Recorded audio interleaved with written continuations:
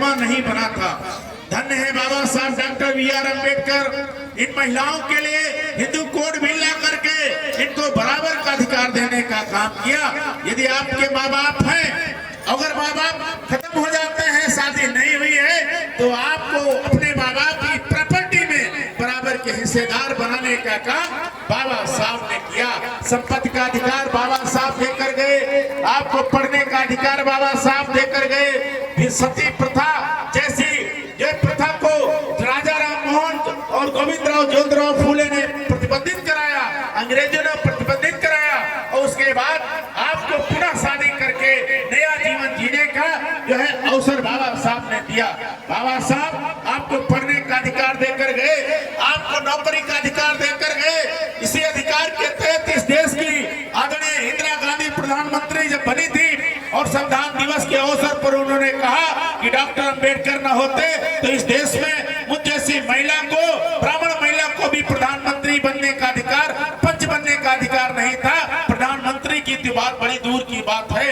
तो इसलिए उन्होंने कहा कि मेरे इंदिरा गांधी ने कहा था प्रधानमंत्री रहते हुए, जिसके बाप 2 बार प्रधानमंत्री रहे, जिसके दादा मोतीलाल नेहरू देश के सबसे बड़े वकील थे, उसकी पोती कहती है, उसकी बेटी कहती है कि बाबा साहब को धन्यवाद देने के लिए मेरे पास शब्दकोश में शब्द नहीं है। धन्य है ऐसे बाबा साहब को, एक बार नहीं हजार बार नमन करते हैं। बाबा साहब डॉक्टर बी.आर. अम्बेडकर अपनी पढ़ाई के दौरान उनको पानी पीने के लिए मारा गया, लहूलुहान हो गए।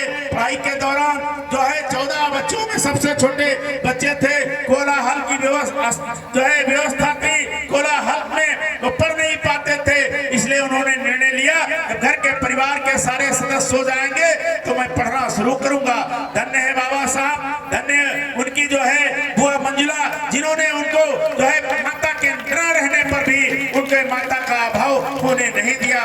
बाबा साहब धीरे धीरे जो है पढ़े, आगे बढ़े, और एक दिन ऐसा आया 7 वर्ष की अवस्था में बाबा साहब की माता जो है एक्सपायर हो गई, खत्म हो गई। बाबा साहब अपनी मां के पास, पैरों के पास बैठे रोते रहे और रोते रोते कहे कि माँ तुम बोल क्यों नहीं रही है, माँ मुझको खाना कौन देगा, माँ मुझको स्कूल कौन भेजेगा।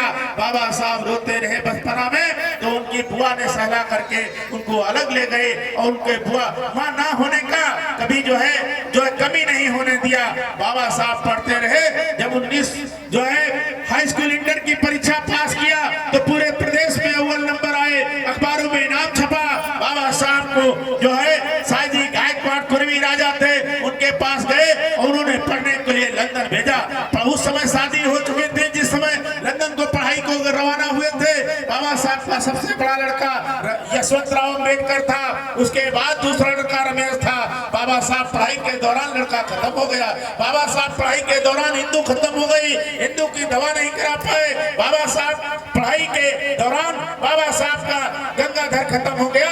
इसी तरह भीड़ लगी थी। बाबा साहब के पास जो है जो पैसे बचे थे, कफन लेकर आ गए थे। बाबा साहब उनको जो है देने के लिए जो जैसे आगे बढ़ते हैं इसी तरह महिलाएं बैठती हैं, और महिलाओं ने जैसे सर से चेहरा से चादर हटाई और बाबा साहब ने अपने बच्चे की लाश को देख करके बैठ के रोने लगे, कहने लगे जिस बेटे के लिए मैं बिस्किट टॉफी लेकर आया था वो बेटा मेरे सामने मरा हुआ पड़ा है।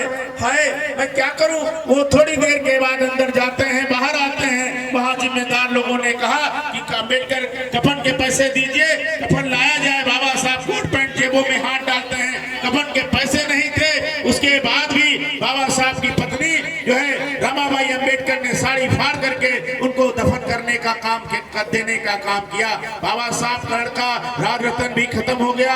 उस समय बाबा साहब लंदन को रवाना हो रहे थे। इस तरह से बाबा साहब की 4 संतानें खत्म हो गई। तब जाके हमको 2 वर्ष 11 माह 18 दिन में दुनिया का सबसे बेहतर संविधान देकर गए, जिसके माध्यम से हमको आगे बढ़ने का और पढ़ने का अधिकार प्राप्त हुआ है। धन्य है बाबा साहब, धन्य है उनकी माता जो है भीमाबाई, धन्य है उनके पिताजी रामजी राव, धन्य है उनकी पत्नी जो त्यागमूर्ति रमाबाई अम्बेडकर, जिन्होंने अथाह कष्ट कर सहते हुए उन्होंने अपने समाज के लिए सारे जो है शौक जो है निछावर कर दिए। धन्य है बाबा साहब को बार बार नमन करते हैं, लेकिन नमन करने से, फूल चढ़ाने से, मोमबत्ती जलाने से हमारे जीवन में उजाला नहीं आएगा।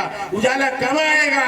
जब हम भी अपने बच्चों को बाबा साहब की तरह अपने शौक को, अपनी इच्छाओं का दमन करते हुए अपने ढोंग आडंबर में जो पैसा खर्च करते हैं उस पैसे को बचा करके अपने बच्चों को पढ़ा लिखा करके डॉक्टर, इंजीनियर, वकील बनाएंगे। जब आपका लड़का पढ़ेगा तो डॉक्टर सरोज गौतम जैसा आपका लड़का जो है डॉक्टर होगा और 1 लाख 1.5 लाख रुपया तनख्वाह होगी और 4 पहिया गाड़ी होगी। तब आपके जीवन में सुधार आएगा।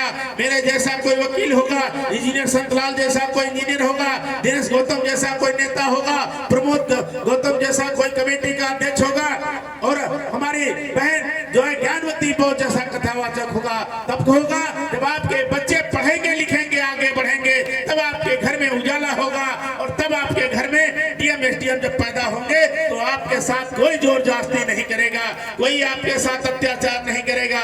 और नौजवान बुजुर्ग साथियों से भी निवेदन है कि जो आप पैसा दारू शराब में, पान मसाला, बीड़ी सिगरेट में खर्च करते हैं, इस पैसे को बचाएं। इस पैसे से अपने बच्चों को, अपनी जो है वृद्ध माता पिता को जो आपके देव के रूप में, भगवान के रूप में जीवित मिले हैं, जिन्होंने धन संपदा आपको देकर गए हैं, उनको जो है जो दूध दही घी खिला करके उनको ताकतवर बनाएं, अपने बच्चों को पढ़ा लिखा करके डॉक्टर, इंजीनियर बनाएं। बस यही संदेश है, इसी से आपके जीवन में परिवर्तन आएगा। इन्हीं बातों के साथ मैं अपनी वाणी को विराम देते हुए अब चाहेंगे